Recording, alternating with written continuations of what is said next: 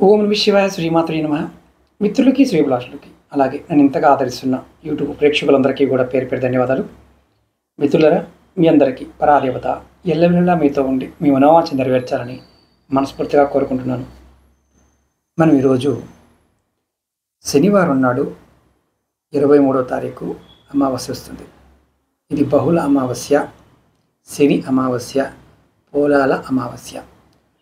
ఈ శ్రావణ మాసంలో వచ్చే ఈ అమావాస్య చాలా చాలా శక్తివంతమైంది. మనకి ఈ సమయం 2025 సంవత్సరంలో మనం ఈ అమావాస్య నాడు ఉన్న గ్రహస్థితి చూసినప్పుడు ముఖ్యంగా సంతాన విషయంలోనూ, వ్యాపార విషయంలోనూ, కుటుంబ విషయంలోనూ ప్రపంచవ్యాప్తంగా ఉన్న అందరికీ కూడా ప్రాకృతికమైన విపత్తులని, సమస్యలని తీసుకొచ్చే సమయం. ముఖ్యంగా తల్లిదండ్రులకి నా విన్నపం ఏంటంటే, సంతానం మీ పిల్లల పాయింట్ ఆఫ్ వ్యూలో ఈ వ్రతాన్ని మీరు ఆచరించడానికి ప్రయత్నం చేయండి.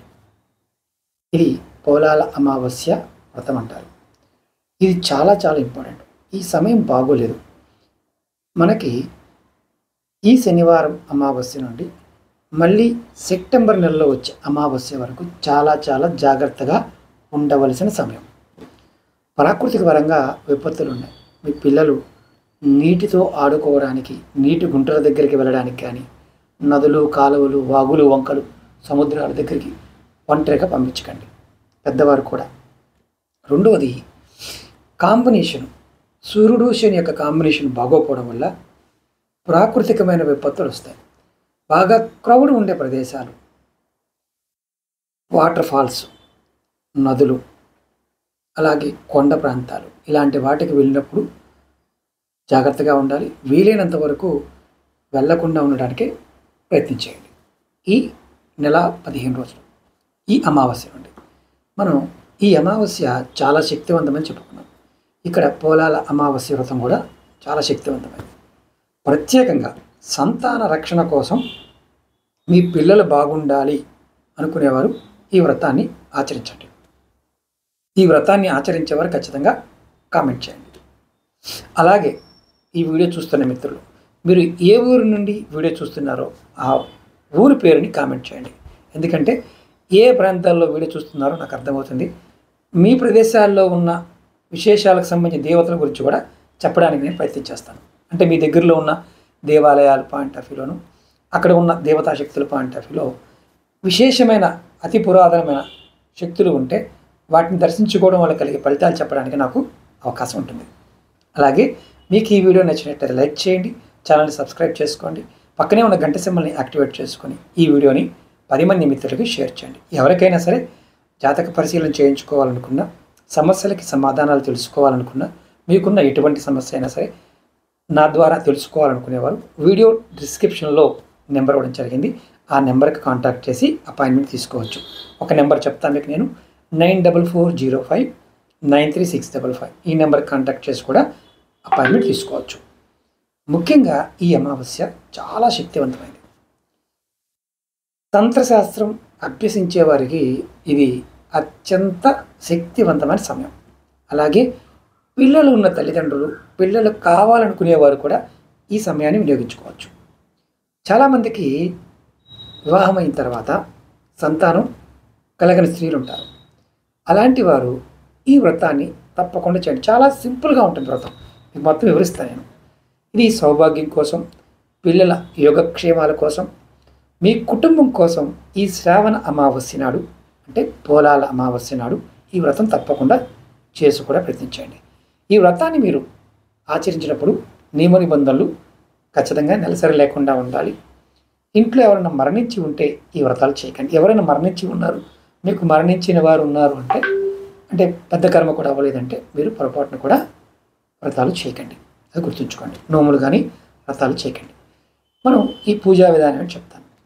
మీరు మొట్టమొదటిగా ఎక్కడైతే పూజ చేస్తారో ఆ ప్రదేశాన్ని శుభ్రంగా కొద్దిగా ఆవు పేడ తెచ్చుకొని అయినా సరే, లేకపోతే పుట్టమును తెచ్చుకొని అలకండి. అలకి దాని మీద ఓరిపిండితో ముగ్గు వేసి ఒక కంద మొక్కని, అంటే ఒక కంద మొక్క అంటే 2 మొక్కలు కూడా పెట్టుకోవాలి. పిల్ల తల్లి మొక్క కూడా పెట్టుకోవచ్చు. ఒకదాన్ని పెట్టవచ్చు, 2 మొక్కలు కూడా పెట్టుకోవచ్చు. అంటే పిల్ల తల్లిగా పూజిస్తారు. అలాగే దానికి పసుపు కొమ్ము కట్టి 4 తోరాలు కానీ ఆనవాయితీ ప్రకారం, అంటే కొంతమందికి 4 తోరాలు ఉంటాయి, కొంతమందికి 2 తోరాలు ఉంటాయి, కట్టి అక్కడ ఉంచి అక్కడ పసుపు ముద్దగా వినాయకుడిని పెట్టి గౌరీ మనం చేస్తాం కదా, పసుపు వినాయకుడిని పెట్టి పూజించాలి. కంద మొక్క దొరకలేదనుకోండి, అప్పుడు ఏం చేయాలి? 2 కంద పిలకలు పెట్టి పూజ చేసుకోవచ్చు. తర్వాత మీరు మంగళ గౌరీదేవిని కానీ సంతాన లక్ష్మిని కానీ ఆ కంద మొక్కలోకి ఆహ్వానం చేసి షోడోపచార పూజ కూడా చేసుకోవచ్చు. ఒకవేళ మేము ఇది చక్కగా నియమబద్ధంగా చేసుకోవాలంటే మీరు పండితుడితో కూడా చక్కగా చేయించుకోవచ్చు. సంతానం కావాలనుకునేవారు, సంతానం ఉన్నవారు కూడా చేసుకోవాలి. అలాగే నైవేద్యంగా మనం 9 పూర్ణం బూరులు కానీ 9 గారెలు కానీ 9 రకాల కూరగాయలతో చేసిన ముక్కల పులుసు అమ్మవారికి నైవేద్యంగా సమర్పించాలి. తర్వాత కథ చదువుకొని కథ అక్షింతలు తల మీద వేసుకోవాలి. ఆ తర్వాత బాగా మంచి సంతానవతి అయిన, అంటే పిల్లలు కలిగి ఉన్న స్త్రీని, పెద్ద ముత్తైదువుని, ఏజ్ ఉన్నవారిని పూజించి వారిని పూజించి మనం దేవుడి దగ్గర పెట్టిన నైవేద్యం పెట్టాం కదా, అందులో 9 ఊరుల్ని 1 తోరాన్ని ఆమెకి వాయనంగా సమర్పించాలి. అలాగే తాంబూలంలో కొత్త చీర, జాకెట్ ముక్క పెట్టి ఆమెకు సమర్పించి దీవులను అందుకోవాలి. ఆ తర్వాత కంద మొక్కకి 1 తోరాన్ని కట్టి మరొక తోర 2 కట్టామనుకోండి, 2 ఉన్నాయి కదా అక్కడ, 1 తోరానికి కంద మొక్క కట్టి మరొకటి మెడలో ఉన్న వేసుకోవచ్చు, మెడ కట్టుకోవచ్చు, మన మంగళసూత్రాన్ని కట్టుకోవచ్చు. మిగిలిన తోర 4 తోరాలు అనుకోండి, మిగిలిన తోరాన్ని ఎవరైతే సంతానంలో ఆఖరి వాళ్ళు ఉంటారో వారికి మొలకు కట్టాలి మగపిల్లలు. ఇంకా సంతానం లేరనుకోండి, అక్కడ ఉన్న చెట్టు పెట్టాం కదా కందపిలకలు, చిన్న 2వ మొక్క పెట్టాం కందపిలక, దానికి సమర్పించాలి. అలాగే మనం ఏ నైవేద్యాలు సమర్పించాలో కూడా చెప్తాను. ఆడపిల్లలు కావాలనుకునే వాళ్ళు, ఉన్నవాళ్ళు గారెల్ని సమర్పించాలి. అలాగే మగపిల్లవాడు కావాలనుకునే వాళ్ళు బూరెలు, అదే ఉన్నవాళ్ళు కూడా అమ్మవారికి బూరెలు సమర్పించాలి. పూర్ణం బూరెలు అంటాం కదా, పూర్ణం బూర శాస్త్రరీత్యా గర్భానికి చిహ్నంగా చూస్తారు. అంటే పూర్ణం గర్భానికి చిహ్నం, అందులో పూర్ణం గర్భస్థ శిశువుకి చిహ్నం. స్త్రీకి మాతృత్వం కూడా అంతే మధురమైంది కాబట్టి మనం పూర్ణం బూరుల్ని వాయనంగా ఇవ్వాలని నియమాన్ని విధించుకోవడం జరిగింది. మనకి మామూలుగా గోదావరి జిల్లాల్లో కొందరు పనస ఆకులతో బుట్టలు చేసి చిన్న చిన్న బుట్టలు కొట్టి దాంట్లో ఇడ్లీ పిండి అందులో నింపి ఆవిరి మీద ఉడికించి అమ్మవారికి నైవేద్యంగా పెడతారు. వీటిని పుట్టక్క బుట్టలు అంటారు. మీ ప్రాంతంలో ఏ పేరుతో పిలుస్తారో చెప్పండి. ఇప్పుడు మనం ఈ పోలాల అమావాస్య వ్రత కథ గురించి కూడా మీకు వివరిస్తాను. చిన్నగానే ఉంటుంది. పూర్వంలో పిల్లలెమ్మరి అనే గ్రామంలో సంతానాన్ని కావాలనుకున్న ఒక స్మార్త పండితుడు ఒక ఆయన ఉండేవాడు. ఆయనకి 7 మగపిల్లలు. అందరికీ పెళ్ళిళ్ళయ్యాయి. కోడలు కాపురానికి వచ్చారు. పెద్ద కోడలకి 6 పిల్లలు పుట్టారు. కానీ చిన్న కోడలకి సుగుణకి మాత్రం పిల్లలు పుట్టడం అంటే వెంటనే చనిపోతుండడం జరిగింది. అలా 6 సార్లు జరిగింది. ఆ కారణంగా ఏ కోడలకి 6 సంవత్సరాలు పోలాల అమావాస్య వ్రతం చేసుకోవడం కుదరలేదు. అందుచేతనే సుగునంటే వారికి చాలా కోపం, మిగతా వారికి సూటిపోటి మాటలతో బాధ పెట్టేవారు. 7వ సంవత్సరం సుగుణ మరోసారి గర్భవతి అయింది. ఈసారి సుగుణని పిలవకుండా వ్రతం చేసుకోవాలని పెద్ద కోడలు నిర్ణయించుకున్నారు. సరిగా శ్రావణ అమావాస్య నాడు సుగుణకి ప్రసవై చనిపోయిన శిశువు పుట్టింది. ఈ సంగతి తోటి కోడళ్ళకి తెలిస్తే తనను వ్రతానికి పిలవరని తలంచి చనిపోయిన బిడ్డను తన గదిలో దాచి ఎవరికి అనుమానం రాకుండా తన కడుపు దగ్గర చిన్న గుడ్డ మూట ఉంచి తన తోటి కోడలతో కలిసి పోలాల అమావాస్య వ్రతాన్ని ఆచరించింది.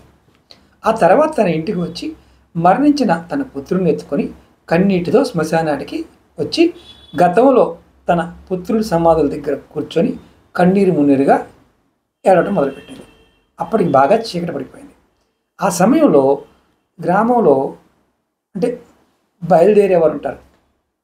గ్రామ సంచారానికి బయలుదేరే దేవతలు కొన్ని ఉంటాయి. అమ్మవారు పోలేరమ్మ అంటారు, అలాగే పోలాలమ్మదేవి అంటారు. ఇలా అమ్మవారు సాయంత్రం సమయంలో బయటికి వచ్చింది. సుగుని దగ్గరికి వచ్చి ఎందుకు రోధిస్తున్నావు అని అడిగింది. సుగునంది తన కన్నీటి కథ వివరించింది. అప్పుడు పోలాలమ్మదేవి జాలిపడి, సుగుణ నువ్వు బాధపడకు, నీకు పుత్రులు సమాధుల దగ్గరికి వెళ్ళి అంటే నీ ఎవరైతే అంతకుముందు చనిపోయిన వారి దగ్గరికి వెళ్ళి ఏ పేర్లతో నీ పిల్లల్ని పెట్టాలని, అంటే నీ పేర్లు పెట్టాలనుకున్నావు కదా, ఆ పేర్లతో వారిని పిలవమని చెప్పి మాయమైపోయింది. సుగుణ వెంటనే ఆ సమాధి, అంటే ఎక్కడైతే సమాధులు చేశారో అక్కడికి వెళ్ళి తన పుత్రుల పేరునే పిలిచింది. వెంటనే ఆ సమాధుల నుంచి ఆ పిల్లలు సజీవంగా లేచి వచ్చి తన తల్లిని కౌగులించుకున్నారు. సుగుణ ఆనందంగా వారి దగ్గర తీసుకొని వారిని వెంట పెట్టుకుని ఇంటికి వచ్చి జరిగిందంతా తన తోడి కోడలకు చెప్పింది. అందరూ సంతోషించారు. ఆనాటి నుండి ప్రతి శ్రావణ అమావాస్య నాడు ఈ వ్రతాన్ని ఆచరిస్తూ పిల్లా పాపలతో ఆనందమైన జీవితాన్ని గడిపిందని కథలో ఉంది. ఇది మనకి ఎందుకు చెప్పారంటే, ఈ అమావాస్యకి సంతానాన్ని కాపాడుకోగలిగే సామర్థ్యం ఉంది. మన పిల్లలు బాగుండాలనుకునేవారు ఈ చిన్న పెద్ద ఖర్చు కూడా కాదు, చిన్న ఉపాయాన్ని చేసి చూడండి. నేను ఇలాంటి మీకు సబ్జెక్ట్ ఇంట్రెస్ట్ ఉందనుకోండి, వ్రతాలు, నోములు, మన గ్రామీణ వాతావరణంలో ఉన్న విషయాలు సంబంధించి తెలుసుకోవాలనుకుంటే ఖచ్చితంగా మీరు కామెంట్ చేయండి. ఎందుకంటే ఇలాంటి వీడియోలు చేయండి అని కామెంట్ చేయండి, నేను ఖచ్చితంగా చేస్తాను. ఎందుకంటే ఇవి నేను చాలా రేర్గా చెప్తాను. కానీ ఈ అమావాస్య చాలా శక్తివంతమైంది కాబట్టి పిల్లల పాయింట్ ఆఫ్ వ్యూలో, కుటుంబం పాయింట్ ఆఫ్ వ్యూలో వచ్చే ఆపదల నుండి మీరు కంపల్సరిగా రక్షించగలిగే తల్లిదండ్రులే కాబట్టి ఆ మాతృమూర్తులందరికీ ఖచ్చితంగా వీలైనంత వరకు ఈ అమావాస్యని చేయండి. నేను ఈ శని అమావాస్య గురించి మరిన్ని వీడియోలు కూడా, షార్ట్ వీడియోలో కూడా చేస్తాను. మీరు వాటిని కూడా షార్ట్లో చూడవచ్చు. మీకు ఈ వీడియో నచ్చినట్లయితే లైక్ చేయండి, ఛానల్ సబ్స్క్రైబ్ చేసుకోండి, పక్కనే ఉన్న గంట సింబల్ని యాక్టివేట్ చేసుకొని ఈ వీడియోని 10 మంది మిత్రులకి షేర్ చేయండి. ఓం నమః శివాయ. శ్రీమాత్రే నమః.